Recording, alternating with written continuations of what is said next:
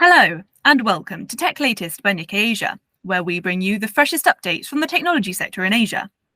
Every episode, one of our reporters from the region will be filling us in on the tech news on their radar, from semiconductors in China, to space travel in Japan, to startups in Indonesia. From Nikkei Asia's Tokyo headquarters, I'm Alice French.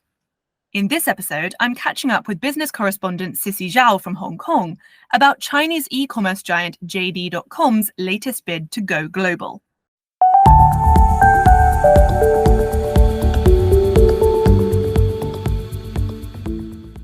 Hi, Cissy. Great to have you back on. Hi, Alice. Thanks for having me today. So one of the many topics that you cover is Chinese e-commerce, a sector that has no shortage of drama and strong characters. And today I'm hoping that you'll get us up to speed on the latest developments surrounding online retail platform JD.com, which is one of Alibaba's biggest competitors. But just before we get into what happened last week, can you just introduce JD.com to listeners that might not be so familiar with it? How long has the company been around and how has it grown to be so big? JD was founded in 1998 by Chinese businessman Richard Liu Qiangdong and his ex-wife Gong Xiaojing. The name of JD was actually taken from each of the former couple's first names. Richard Liu grew up in a very poor family, but he managed to enter one of China's top universities and started his own business soon after graduation. The company he co-founded started with selling electronic products, and it started e-commerce business soon in 2004. So you can see JD is one of the e-commerce pioneers in China, actually, because Alibaba's Taobao was only started in late 2003. To your question, why it has grown so big, I think one important reason is that just like Alibaba, JD seized the opportunity to go mobile. Chinese consumers are very different from the rest of the world, as you know, because they tend to do everything on their mobile phones, and JD prioritized mobile apps much long ago. Also, different from Alibaba's Tmall and Taobao, JD is well known for its authentic home appliances with fair prices and superior home delivery services. A majority of its users are middle class in first-tier cities, mainly because of its reliable logistics services, which is run by JD itself. So you can imagine that there must be a cost or price to offer and maintain those premium services, right? But China's economy and consumption landscape has greatly changed over the past few years.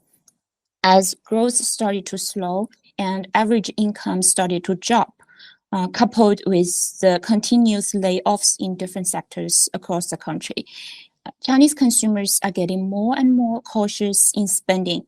In that context, consumers are complaining that products on JD's platform are much more expensive than other platforms, particularly comparing to bargaining app Pinduoduo. Okay, interesting. And like you say, because of how heavily online Chinese consumers are, the competition between these e-commerce platforms is pretty fierce. And that domestic battle to become China's biggest e-commerce platform has in recent years been spilling over abroad too, with companies like Pinduoduo, like you mentioned, pouring millions into international operations. And you reported just last week that JD is also upping its efforts to break into the international market. It's got its eyes on the UK, right? Yes. Or more broadly, the European market. So JD recently announced that it is evaluating a possible acquisition of UK electronics store Currys. The announcement was made according to UK regulations, of course, and at this moment, we don't have much information about the potential deal, including how much the offer is, etc. But JD will have to decide whether to make a firm offer before March 18th. If the acquisition goes smoothly, it will enable JD to swiftly enter the European market, particularly in the UK, because Currys operates across Britain, Ireland, Sweden, Norway, Denmark, and Finland, right? Also, Unlike JD, which mostly sells goods online, Currys makes 2/3 of its sales from physical stores. So if there is a deal, it would be very interesting to see how Currys business models will be changed, given JD is very good at supply chain management and logistics services. Moreover, JD's move is not a complete surprise to me.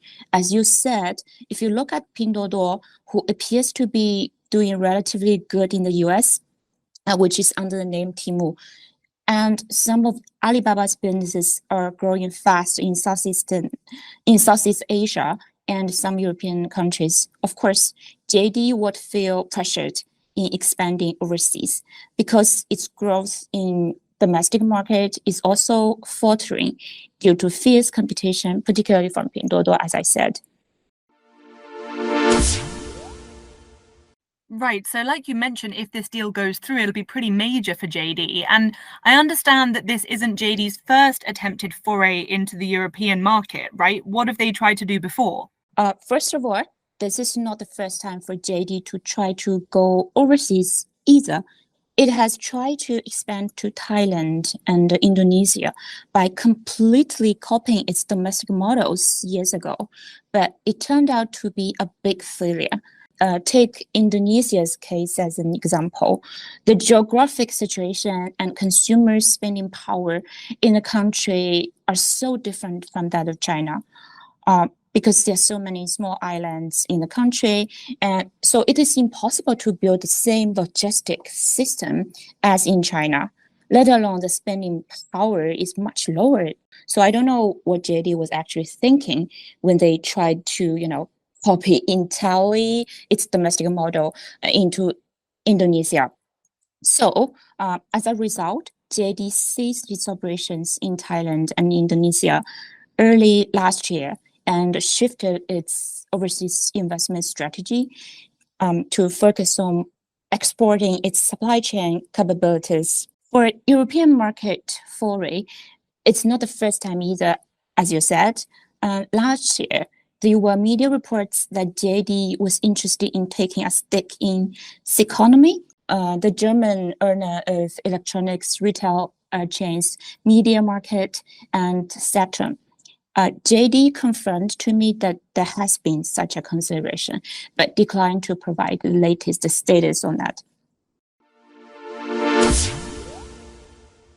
Okay, and looking back now to China, away from Europe, what does JD's potential bid for Currys tell us about how it's doing domestically in the Chinese market? Is this a sign that all is not well back at home?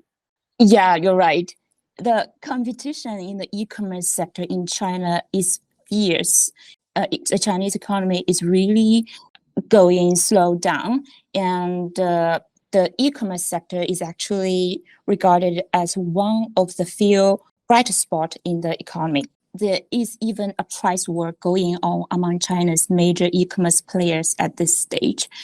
Every one of them is emphasizing how low prices are in their platforms. That is particularly due to the slowing economic growth, of course, but that is also due to new players in the sector, such as the live commerce, where influencers sell goods in an entertaining way, but also offer buyers much lower prices than traditional platforms.